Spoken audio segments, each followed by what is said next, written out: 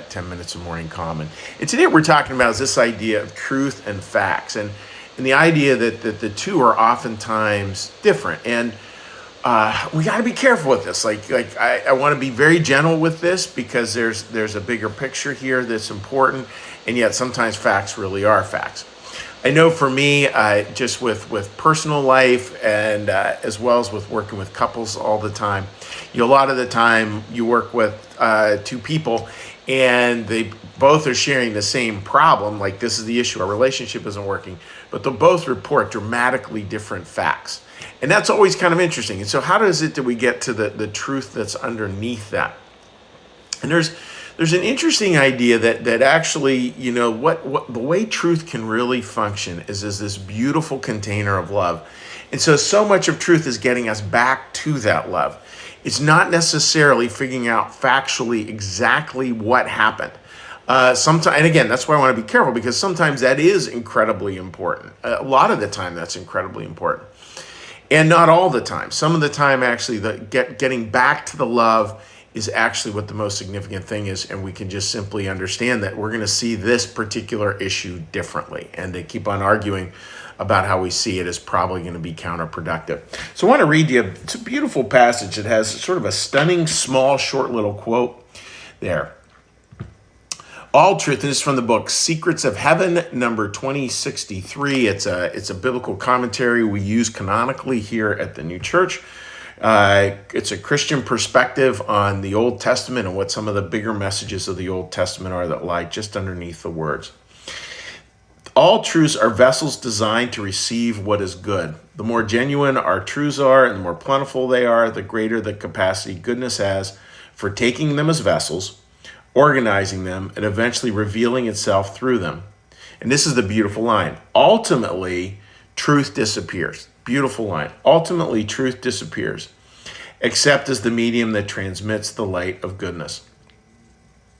And that's a beautiful one. So if we think of it, folks, like truth at first, we think of it like a vessel and think of it like a piece of pottery. Eventually, it's nothing. You can't see what's inside. Again, it's just like a clay vessel or some kind of vessel we can't see anything with. And over time, as we put more and more love into our lives, eventually that vessel expands. It grows greater and greater and greater, and it becomes thinner and thinner and thinner. That's how I read that. Truth disappears, and it actually starts to become translucent. So instead of seeing the truth, we see the love that's underneath that. Just sit with that for a minute. Instead of seeing the truth, we see the love that lies underneath it. And here I'm using truth in quotes. And just imagine, folks, as a little child, little child goes in, they want to cook mom and dad breakfast on their anniversary or something. And they totally botch the job. Like there's burnt toast, fire alarm goes off, smoke detector goes off, I should say, this, that, and the other thing, right? So the facts are, the truth is that it was a bit of a disaster.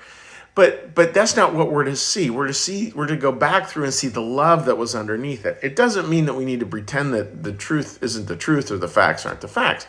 It means that we have to allow those things to become translucent more and more over as we grow older and older. And I think back to a friend of mine, and he's great at this. He really is an expert counselor in this regard, because one of his consistent messages is, that's just the facts. Let's get back to the truth. Let's keep on moving through. And that's again where we have to see through the truth back to the love. And that love, once we see that love, that gives a whole different spin on the truth, doesn't it? And it's a much, much, much, much, much better spin. So friends, just for today, if there's facts that need to be factually established, do it. Great, because there are clearly times where we need to do that. As was famously said, facts are stubborn things. And there are times where sometimes the facts can trip us up and keep us from going back to look at the love that's within. And have the discernment to know the difference between those two. And at least once or twice today, try to see the love that is underneath the facts, or the love that is underneath the truth, because I think that's important. I think it's a beautiful thing. And I think once we get there, we will understand life in a brandy new way. So I hope that all makes sense, friends. And what we're going to do now is we're going to do a little prayer, a little meditation, a little meditation, a little prayer, and a little blessing. And then I'm going to we're going to try something a little different here because we're having some technological glitches over here in my office. I think it's internet related, looks like. But we're gonna try to chat a little bit around, see the comments that are on Facebook. So with that, dear friends, let's get a little breath.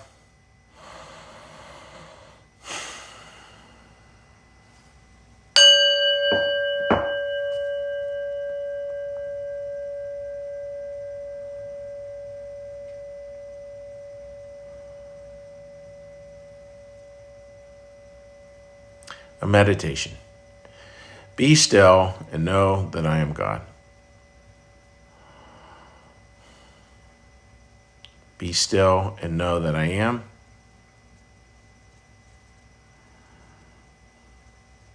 Be still and know that I.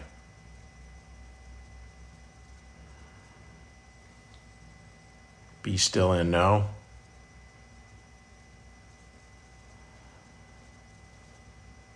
Be still and. Be still.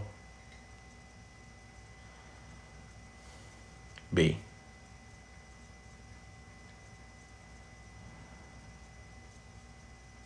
Our Father, who art in the heavens, hallowed be thy name.